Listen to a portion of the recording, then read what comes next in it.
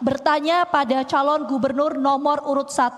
Waktu Anda bertanya 1 menit dimulai sejak Anda berbicara. Baik, terima kasih Saudara Moderator. Jawa Tengah adalah merupakan poros budaya Jawa. Jawanya Jawa adalah Jawa Tengah. Kita memiliki sejarah kerajaan besar dengan rakyat yang makmur seperti Wangsa Sailendra. Ada kerajaan Kalingga, ada kerajaan Demak. Yang kami pertanyakan filosofi atau konsep budaya Jawa apa yang akan saudara jadikan pijakan untuk memimpin di Jawa Tengah nantinya. Cukup? Pada calon gubernur nomor urut 1 untuk menjawab dengan waktu menjawab 3 menit dimulai ketika berbicara. Saya mengembalikan ke variabel-variabel yang ada dalam indeks pembangunan kebudayaan, di mana di situ ada ekonomi kebudayaan, di situ ada pendidikan, di situ juga ada objek wisata atau warisan budaya, di situ ada juga ekspresi budaya, di situ juga ada budaya literasi dan gender. Jadi menurut saya pembangunan kebudayaan di Jawa Tengah harus selalu dihadapkan pada ke-6 atau 7 variabel tadi, karena memang yang diukur adalah itu. Jadi apakah kita memilih satu atau memberikan kesempatan kepada seluruh budaya yang ada di Jawa Tengah ini untuk berkembang. Biarkan budaya-budaya yang ada di Jawa Tengah ini berkembang menurut saya. Dan justru kita harus memanfaatkan sedemikian rupa sehingga ekonomi budaya yang harusnya bisa lebih besar lagi kita dapatkan seperti yang sudah dilakukan oleh Daerah Istimewa Yogyakarta itu bisa dikapitalisasi. Karena dalam hal memanfaatkan ekonomi budaya sendiri itu tidak terlalu mudah.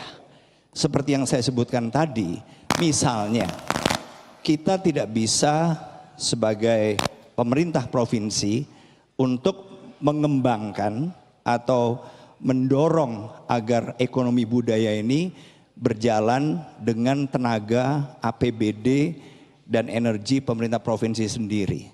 Kita harus melibatkan swasta karena memang mereka lah yang akan bisa lebih besar lagi misalnya untuk mendorong ekonomi budaya. Kita hanya bisa membantu dalam hal regulasi.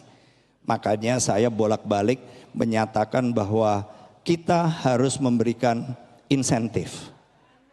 Nggak apa-apa, mau diketawain juga nggak apa-apa. Tapi karena memang kita nggak akan punya uang itu. Pemerintah provinsi tidak akan memiliki APBD yang cukup untuk mendorong. Kita hanya bisa memberikan dorongan dalam bentuk berbagai regulasi sehingga akhirnya swasta yang akan mengembangkan. Dan ini banyak sekali bentuknya dengan berbagai macam relaksasi dan insentif, maka swasta ini akan lebih banyak bisa membangun fasilitas-fasilitas dan bahkan infrastruktur yang nggak mungkin kita bisa bangun dengan menggunakan APBD provinsi. Jadi itulah kira-kira secara umum apa yang perlu menjadi fokus. Cukup waktu habis. Baik, selanjutnya calon gubernur nomor urut 2 untuk menanggapi waktu Anda 2 menit dimulai sejak Anda berbicara. Baik, terima kasih Pak Andika. Memang kalau kebudayaan kita sudah punya Perda nomor 3 2024. Ini harus kita eksplorasi apa yang disampaikan Pak Andika. Tetapi yang kami pertanyakan adalah Jowo ne Jowo yang merupakan filosofi kepemimpinan kita budaya ke depan kayak apa. Mungkin tadi dalam diskusi Mas Hendi sudah menyampaikan tentang gemah ripah loh jinawi, toto tentrem kerto rahajo. Ini harus falsafah Jawa yang harus kita pundi-pundi. Di mana kita akan menjaga kondisi Jawa Tengah yang subur makmur. Seperti lagunya Kus Plus, batu tanaman pun akan jadi subur. Kemudian kita akan mewujudkan masyarakat yang tertib, tentrem, gotong royong, serta toleran sejahtera dalam segala hal. Artinya ini mempunyai filosofi bahwa jaminan keamanan ketertiban adalah merupakan prasyarat bagi pembangunan kita. Dengan aman, investasi, investor akan datang di wilayah Jawa Tengah, kemudian penegak kerja akan muncul kembali karena kedatangan investor, maka pembangunan kita akan merata. Dan yang tidak kalah penting adalah ada lagi filosofi, ngeluruk tanpa bolo, menang tanpa ngasorake. Filosofi ini kita harus bersikap satria, artinya menyelesaikan masalah dengan bertanggung jawab untuk saling menghormati meskipun kita mempunyai suatu perbedaan. Inilah filosofi Jawa yang membuat Jawa lebih baik. Ada hal yang mungkin lebih krusial, bahwa di tempat kita masih banyak adanya suatu dikotomi. Misalnya wilayah selatan dan wilayah pantai utara. Di situ ada disparitas yang perlu adanya suatu keseparakatan, kesemakmuran secara bersama antara utara selatan. Itu untuk memakmurkan wilayah filosofi kita. Terima kasih. Kami persilakan calon gubernur nomor urut 1 untuk memberikan tanggapan balik dengan waktu 2 menit. Dihitung ketika Bapak berbicara, silakan. Ya, menurut saya Mas Lutfi bisa menggunakan filosofi itu dan nggak akan ada yang menyalahkan. Karena memang itu adalah salah satu dari sekian banyak filosofi yang mungkin dikenal oleh masyarakat Jawa Tengah. Tapi saya tadi pun hanya menjawab dengan pendekatan yang bisa diukur. Karena memang dalam hal kebudayaan, apapun filosofinya, ujung-ujungnya kita akan diukur. Dan kebetulan prestasi Jawa Tengah ini lumayan. Kita nomor urut keempat secara nasional setelah setelah Bali, daerah istimewa Yogyakarta dan Bengkulu. Jadi menurut saya kita harus juga bisa menjelaskan bagaimana ekonomi budayanya, bagaimana pendidikannya, dan itu juga merupakan bagian dari pembangunan kebudayaan, apapun filosofinya. Demikian juga misalnya ekspresi budaya, ketahanan sosial budaya, juga budaya literasi. Itu semua bagian dari pembangunan kebudayaan kita. Dan kita harus bisa meningkatkan atau bahkan mengukur apakah kita punya kemajuan atau tidak di masing-masing variabel itu. Oleh karena itu saya memilih bagaimana kita bisa mengejar ketertinggalan kita dari misalnya daerah istimewa Yogyakarta, di mana variabel yang sangat menonjol justru di ekonomi budaya. Kita kurang dari setengah apa yang bisa dikapitalisasi oleh daerah istimewa Yogyakarta dalam hal generate atau menghasilkan ekonomi yang lebih besar dari yang mampu dilakukan Jawa Tengah selama ini. Baik, selanjutnya calon gubernur nomor urut 1 bertanya kepada calon gubernur nomor urut 2, waktunya 1 menit dimulai saat Anda berbicara. Mas Lutfi, saya ingin menanyakan apa konsep Mas Lutfi dalam mengembangkan pariwisata di Jawa Tengah. Ingin ditambahkan Bapak, masih ada waktu? Cukup? Kami persilakan kepada calon gubernur nomor urut 2 untuk langsung menjawab. Waktu Bapak 3 menit. Baik, ada beberapa hal yang perlu kami sampaikan. Yang pertama, bentar.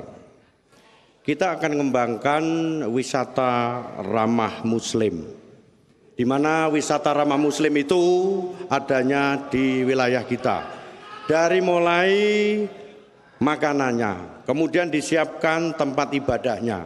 Dengan demikian jumlah penduduk muslim kita adalah 97 juta, artinya wisata ramah muslim menjadi prioritas utama. Kemudian kita kembangkan apa? Yang pertama, kita kerjasama dengan diaspora. Untuk apa? Wisata muslim harus mendunia. Kita kerjasama dengan Timur Tengah, kita kerjasama dengan Rumpun dalam hal ini Malaysia untuk bisa mendatangkan mereka wisata-wisata religi. Di tempat kita ada Masjid Agung, di tempat kita ada Kasunanan dan lain sebagainya. Itu yang pertama. Kemudian yang kedua, kita akan ciptakan 1000 wisata alam di wilayah kita. Dengan cara apa? Wisata alam ada di desa-desa, kita gunakan infrastruktur, kita jalannya kita bangun. Kemudian adatnya di wilayah itu kita pertahankan desanya. Kemudian makanannya kita pertahankan desanya. Kemudian pemasarannya apa? Kita lakukan sumber daya manusia dengan jalan para influencer kita undang baik lokal maupun nasional untuk mengenalkan wisata kita. Termasuk di tempat kita juga akan kita siapkan wisata-wisata religi. Wisata religi kita gunakan untuk apa? Kita melakukan pembangunan kepada wisata religi, misalnya candi, rebelasi, kemudian makam dan lain sebagainya. Termasuk kita akan kembangkan wisata kita terkait ke nasional. Tradisi rambut gimbal di lereng Dieng akan menjadi tradisi tahunan kalender seperti maraton di Borobudur. Harus kita ekspansi. Yang terakhir yang tidak kalah pentingnya, kita akan mengaplikasikan Jateng ngopeni dengan wisata-wisata di tempat kita. Sehingga semua masyarakat kita bisa mengakses mau pilih wisata apa di Jawa Tengah. Baik itu yang sifatnya nasional, baik itu yang sifatnya regional, baik itu yang sifatnya lokal. Sehingga masyarakat kita, turis lokal, turis domestik, turis luar negeri, tinggal ngeklik satu tempat, mau kemana dia akan berada. Itu mungkin konsep kami dalam rangka mengembangkan wisata di tempat kita. Terima kasih. Waktu masih tersisa, mau digunakan atau cukup? Waktu masih tersisa, mau digunakan atau cukup? Baik, cukup. Selanjutnya calon gubernur nomor urut 1 untuk menanggapi. Waktu Anda 2 menit dimulai sejak Anda berbicara. Terima kasih Mas Lutfi. Itu semua merupakan program-program yang menurut saya cukup bagus. Kita dalam hal peningkatan kunjungan wisatawan Nusantara atau wisatawan lokal ini sejauh ini cukup meningkat. Angkanya 21% sekian. Dan yang mengejutkan adalah justru wisatawan mancanegara. Di mana pertumbuhannya itu sampai dengan 220-an%. Nah, yang menjadi masalah adalah rata-rata lama menginap mereka itu masih kurang dari 2 hari. Menurut saya ini adalah satu modal bagus karena berarti wisatawan mancanegara ini tahu padahal mereka tidak tinggal di Indonesia sehingga mereka tertarik ini pasti ada sesuatu. Bagi saya berarti marketing dari masing-masing objek wisata ini sudah cukup bagus.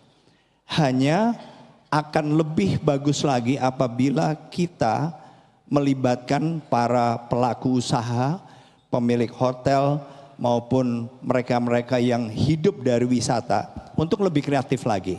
Misalnya, salah satu sebab kenapa wisatawan mancanegara tidak tinggal lebih lama dari 2 hari adalah mungkin karena berbagai hal. Salah satu yang bisa kita lakukan adalah mendorong para pelaku usaha swasta ini untuk marketing atau memasarkan. Sedemikian rupa sehingga mereka bisa mendapatkan kepercayaan. Sebagai contoh misalnya, bukan saja hotel, tapi wisatawan mancanegara ini juga bisa tinggal di rumah-rumah penduduk seperti yang dilakukan di negara maju. Baik, kami persilakan calon gubernur nomor urut 2 untuk menanggapi balik. Waktu 2 menit dimulai ketika berbicara. Silakan. Baik, mungkin saya ingin menambahkan ada beberapa hal yang perlu kita eksplorasi. Yang pertama, dari sumber daya manusia. Sumber daya manusia apa? Kita akan lakukan pelatihan dan sertifikasi kepada mereka-mereka pemandu wisata. Kita latih mereka biar profesional. Dia bisa menerangkan terkait dengan wisata yang dia miliki secara profesional. Kemudian yang kedua, kita lakukan ekspansi apa? Kita akan latih influencer kita yang profesional di tingkat lokal. Kalau perlu kita undang tingkat nasional. Saya pernah mendatangkan dari beberapa artis untuk melakukan influencer di tempat kita. Contoh misalnya, bagaimana Solo bisa terangkat nilai kreativitasnya karena ada influencer nasional yang akan kita datangkan. Itu akan mempermudah nilai jual daripada wisata kita. Yang tidak kalah pentingnya bahwa apabila saya dengan Gus Yassin akan terpilih, bandara Jawa Tengah harus internasional. Sehingga untuk memudahkan kita yang selama ini bandaranya belum sampai taraf internasional, kita harus sadar diri, ini yang harus kita lakukan ekspansi, sehingga ke depan pembukaan bandara dan maritim akan menambah investasi baik itu turis lokal maupun internasional. Terima kasih. Masih ada waktu Bapak ingin ditambahkan, silakan. Ya, terima kasih. Kami akan menambahin sedikit bahwa pelatihan dan sertifikasi yang dilakukan oleh Mas Lutfi tadi untuk para pemandu juga termasuk itu konten kreator kita, sehingga mereka akan lebih mempromosikan wisata kita, termasuk wisata halal yang sudah disajikan oleh pemerintah Provinsi Jawa Tengah sejak 3 tahun terakhir ini. Terima kasih. Baik. Dan sesi tanya jawab dan interaksi antar masing-masing pasangan calon masih akan kami lanjutkan di segmen berikutnya. Tetaplah bersama kami.